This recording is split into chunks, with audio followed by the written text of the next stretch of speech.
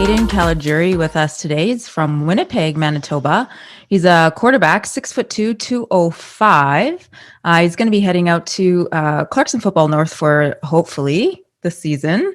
We'll see if those borders open up or not. But Kaden, thanks for coming on here today on your weekend. I appreciate it.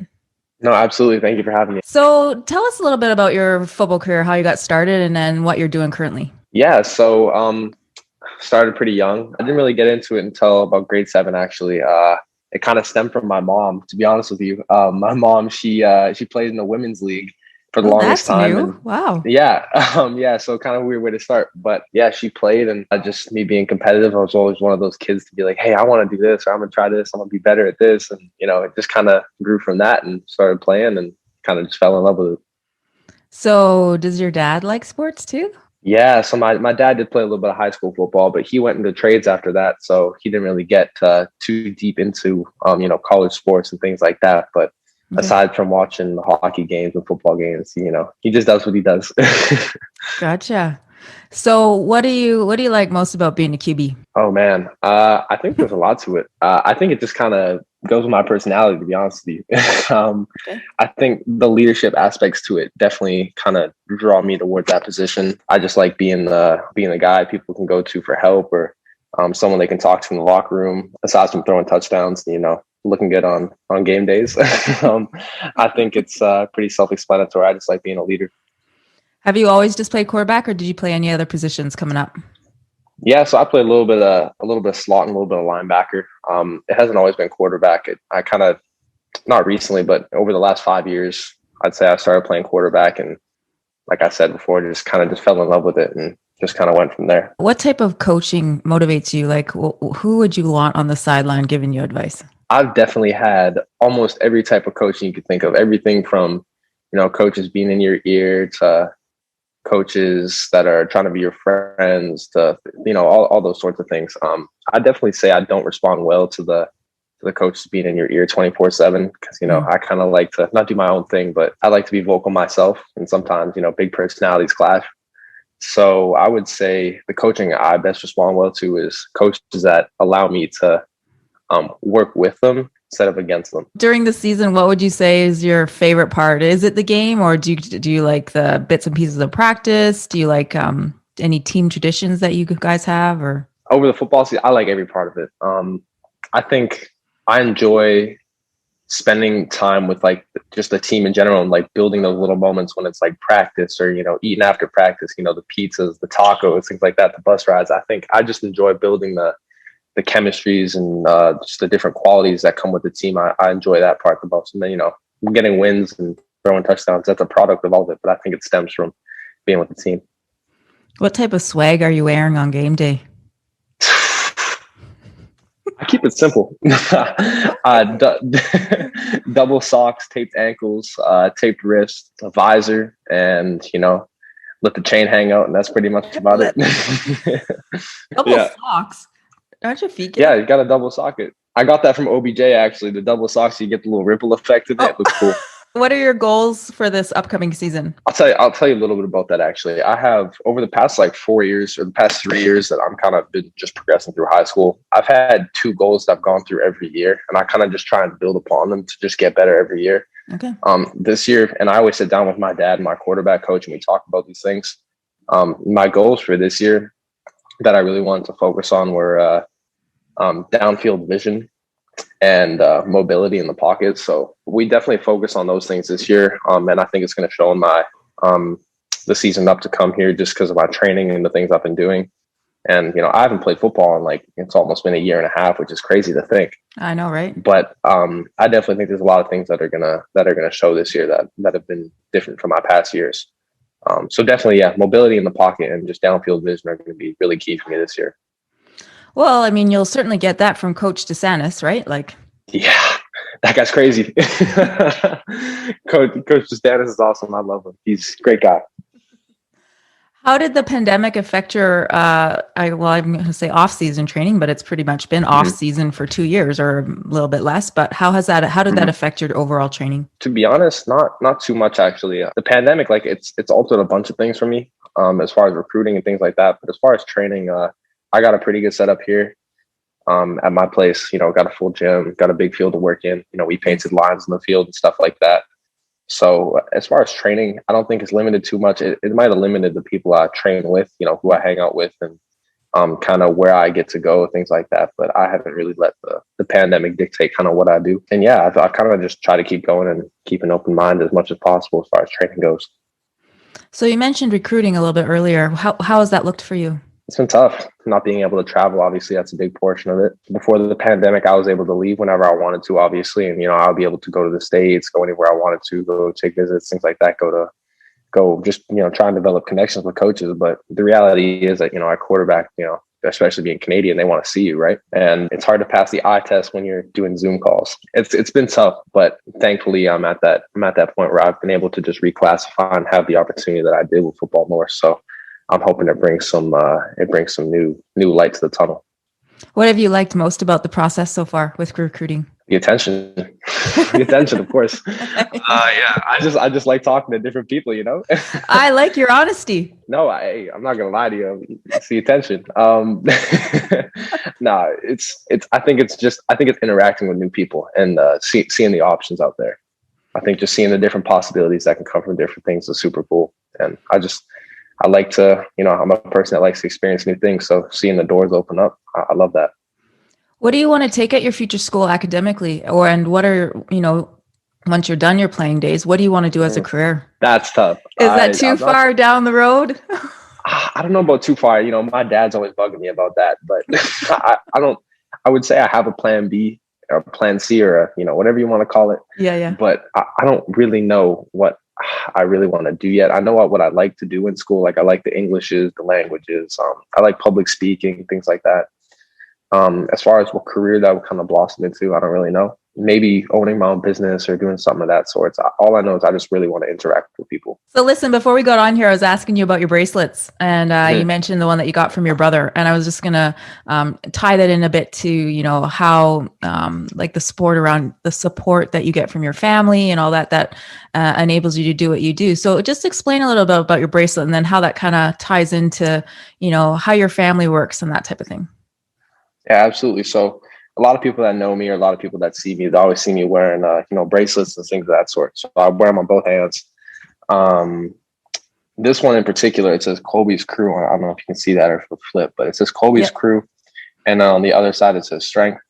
So the story with these go is when I started wearing these, it all came from my brother having cancer. So my brother, the people that know me pretty closely, he had cancer and he had a tumor on his kidney that ended up getting taken out. So he was battling cancer for about 1.5 years to 2 years. He went through chemo and all that stuff. So it was really tough on the family. And we had bracelets made up. And Colby's big thing when he was younger, it was always strength, right? Like it was pushing through adversity. It was pushing through, brick walls that just come in front of you. And at the time, it was one of those things that was like, man, like we don't know if we're going to make it over, right? So it was these bracelets that kind of just symbolized that brick wall. And I've been wearing it ever since. And, whenever I wear them, it's just been good luck. So I haven't really taken them off since. And, family still wears them. I probably wear them the most. I wear 5 or 6. But my friends wear them. They all have them. People close to me, they have them. And it just means a lot to me that, people wear them.